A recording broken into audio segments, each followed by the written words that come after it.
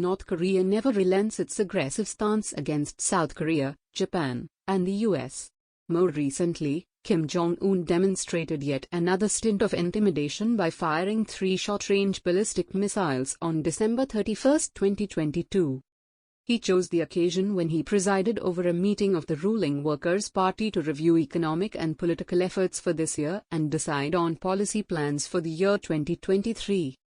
This year North Korean regime has test-fired nearly 70 ballistic missiles. Notably, the United Nations resolutions prohibited launching ballistic missiles, but Kim had the audacity to ignore the resolution. It is believed that Kim has found a morale booster in Russian aggression against Ukraine, which encourages him to ignore the UN resolutions on the subject. South Korean Joint Chief of Staff said North Korea fired the barrage from an area south of Pyongyang in North Hwanghae province towards waters off its seized coast. Japan said the 3 missiles, launched at around 8 a.m. on December 31, flew about 350 kilometers, 217 miles, at a maximum altitude of approximately 100 kilometers. In a statement, the Indo-Pacific Command said that while the missiles did not pose any immediate threat to the US or its allies, the launch highlighted the destabilizing impact of North Korea's ballistic missile programs. Kim blames the US. While South Korea and Japan call it a provocative action by the North Korea, Kim says that provocation has been from the US side, which has sent drones to South Korea. The firing of 3 missiles took place hours after South Korea had a test flight of a solid-fuel space vehicle. The Japanese Foreign Ministry informed that soon after the missiles were fired by North Korea, Japan, South Korea, and the US leaders had a telephonic conversation to assess the situation. The 3 countries condemned North Korea for launching a series of ballistic missile fires this summer in contravention of the UN resolution. The frequency with which North Korea has been test-firing ballistic missiles this year poses a grave and imminent threat to the region's security as well as a clear and serious challenge to the international security, according to the converged opinion of South Korea, Japan, and the US. Observers think North Korea has vented its anger at joint military drills in the region by the US and its regional allies like South Korea and Japan. North Korea has been focusing on modernizing its missile inventory in 3 significant areas. These are A. Non-detection, B. Quicker deployment, and C. Difficult to be shot down.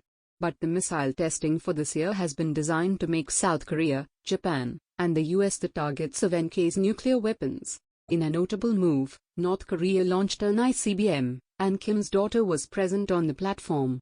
Analysts interpret the presence of Kim's daughter at the launchpad as a signal that another generation was ready to accept the takeover of the family dynasty by drawing strength from the nuclear weapon. The 3 countries mentioned above repeatedly say that North Korea will make a nuclear bomb. If that matures, then the entire region will be in an uneasy situation. Disaster will be the new order of the globe. It must be noted that while North Korea indulges in issuing indirect threats, it simultaneously unveils new military goals. Perhaps Kim is imitating President Xi's policy parameters announced in the recent General Assembly meeting in Beijing. North Korea adopting a tit-for-tat posture. Kim disclosed his plans at the crucial party meeting.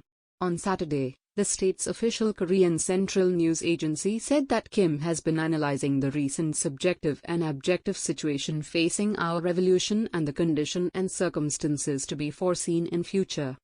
Commentators agree that the North Korean leader is looking for a pretext for conducting a tit-for-tat military action against the US and its allies as President Biden concentrates on the war in Ukraine. US engagement with the war in Europe and its heightened hostility towards China could provide grounds for Kim to adopt a dangerous posture. We have already said that Kim does not care to show any respect to the UN resolution forbidding the firing of ballistic missiles. North Korea could count on the veto power of Russia and China, as had happened in 2017. Instead of opting for an eyeball-to-eyeball stance, China has a proxy in the Korean region and the Indian subcontinent. Pakistan also has inland proxies like the Lashkars, funds or Jaish, etc. War through proxies is an upgrading of the pre-Cold War guerrilla warfare. In fighting giants, the proxies become the first casualty. This can be true about the proxies of China, Iran, Pakistan, and some South American countries. One can say that a new order in the world is in the making.